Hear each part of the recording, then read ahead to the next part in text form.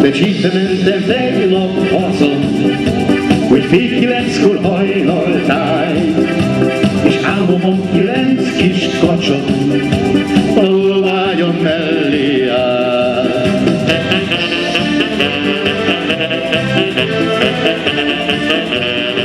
Egy kis kíváncsi kacsa egy este nem ment haza, elvitte őt egy kis libat a hangiba, és ebből lett a nagy tragédia.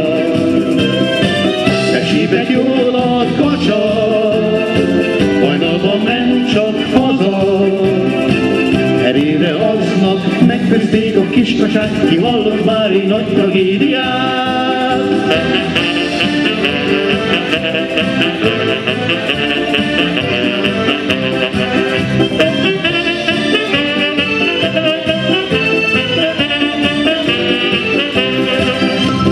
Áhugott a sok kis kacsa, hogy félni kezdtem tőlünk már.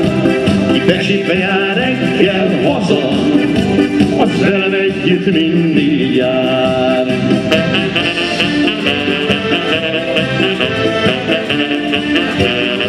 Egy kis kíváncsi kacsa egy este nem ment haza, elvitte őt egy kis liba a hangiba, és ebből lett a nagy tragédia. Becsípett jól a kacsa, hajnalban ment csak haza, ebédre aznap megfőzték a kis kacsát, ki hallott már egy nagy tragédiát.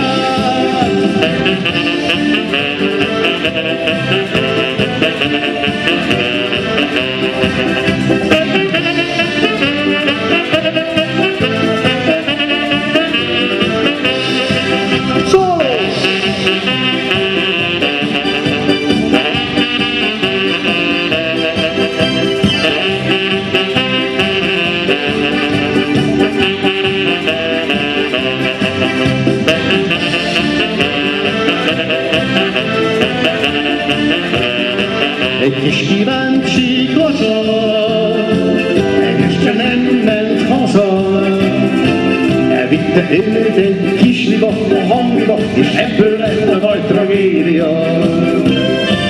Becsípett jól a kacsa, hajnalban ment csak haza, ebédre aznap megfőzték a kis kacsát, ki hallott már egy nagy tragédiát. Egy kis kíváncsi kacsa egy este nem ment haza, elvitte őt egy kis liba a hangiba, és ebből lett a nagy tragédia. Becsípett jól a kacsa, hajnalban ment csak haza, ebédre aznap megfőzték a kis kacsát, ki hallott már egy nagy tragédiát.